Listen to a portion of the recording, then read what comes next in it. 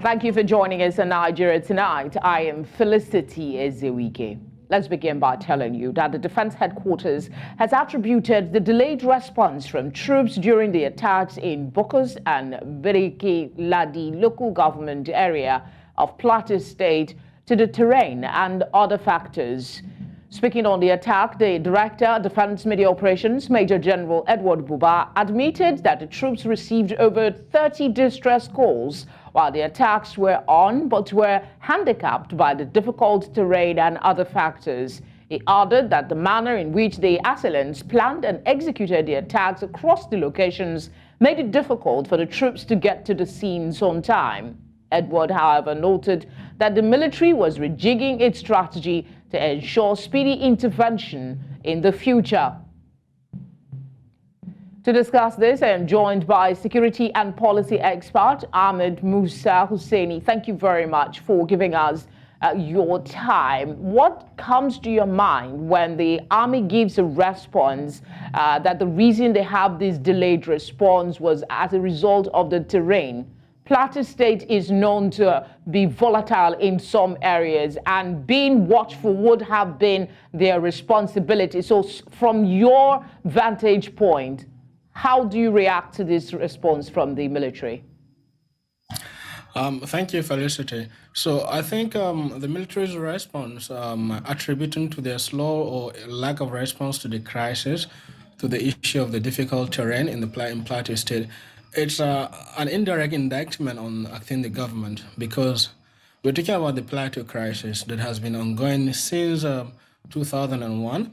So we have like 2 decades of experience of just Plateau crisis, and the military is now telling us that they don't have the necessary equipment to actually mobilize or to actually mobilize a quick response, to the crisis, to actually respond quickly and adequately, to distress calls from, innocent civilians that are caught in the crisis. So it's indirectly an indictment on the government for its failure to provide adequate equipment in time, for the military, to actually deploy in terms of responding fastly and adequately, to crisis situation in Plateau State, despite having experienced over 2 decades of conflict in Plateau State. How do you think the Nigerian Army can address the identified shortcomings in its response strategy to ensure quicker intervention if similar situation occur in the future? So I think there are 2 ways to this. First is that there is what the Nigerian Army can do as an institution, or the Nigerian security, or definitely the Nigerian Defense Headquarters generally, or Nigerian security agencies broadly can do, on their own, in order to within the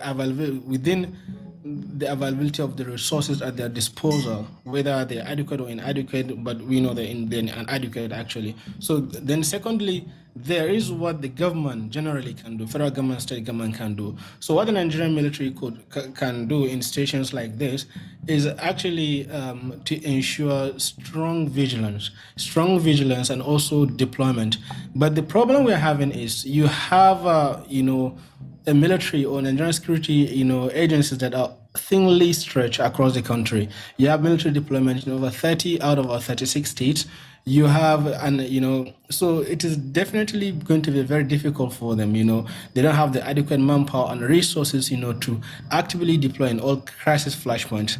But they could also do a lot with some kind of, by being analytical and, knowledge driven in their approaches, because they can actually map out, the crisis hotspots in the country, because actually when they narrow down to the potential flashpoints, so for crisis within Nigeria, especially during festive seasons like this, they can be able to actually narrow down their searchlights, to some specific areas or communities, and then ramp up deployments and vigilance and surveillance in those places, and ensure that people are adequately protected, and tragedies like what happened here in Plateau State are prevented from happening again. But then there's also what the government can do. The government should actually stop paying lip service to security issues in the country. It is not just that, whenever there's an attack, the government will release a statement, condoling people, sympathizing with people. Government has to do a lot.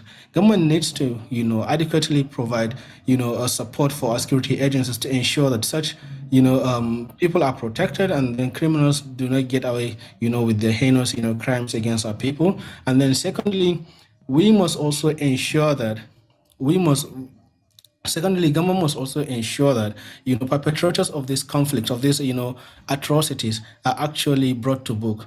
They when must you not be say allowed to that get away. perpetrators, okay, I'll come to the perpetrator question in a bit because I had to interject. We keep hearing, let's just take it.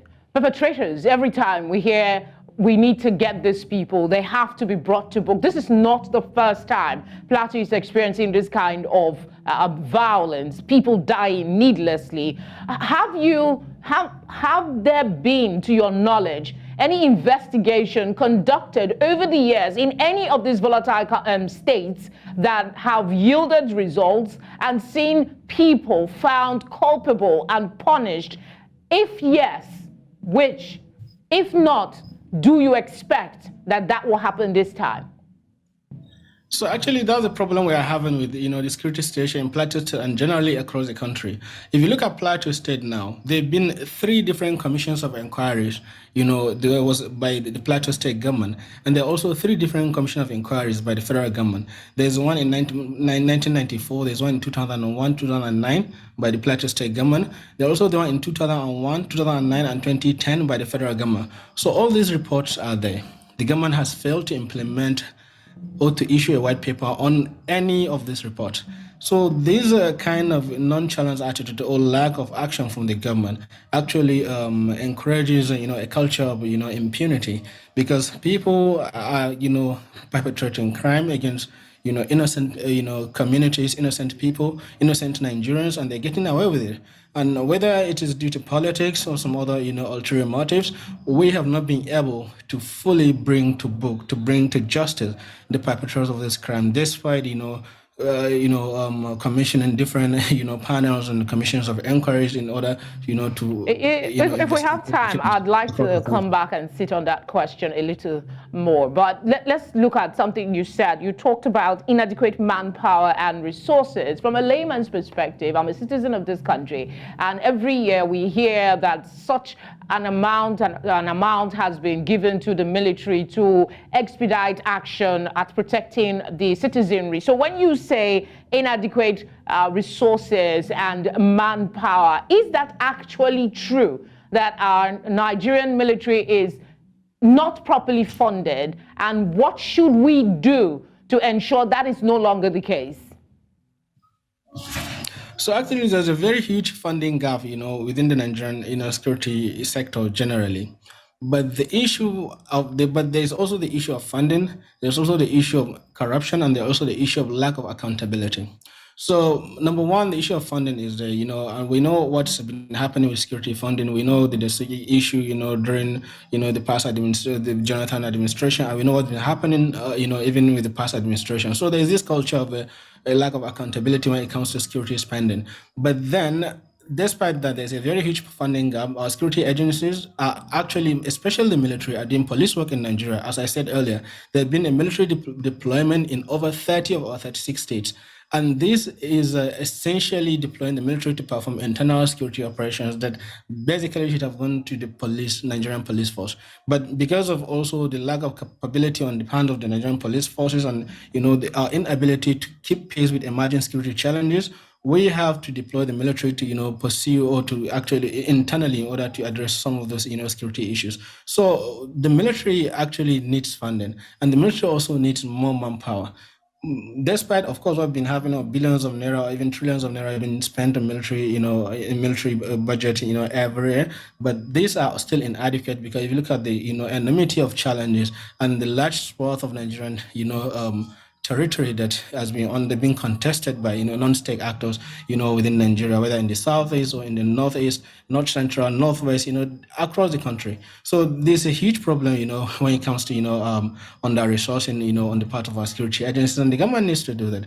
And secondly, also the military needs to change its strategy, because we cannot keep doing the same thing and expect different results.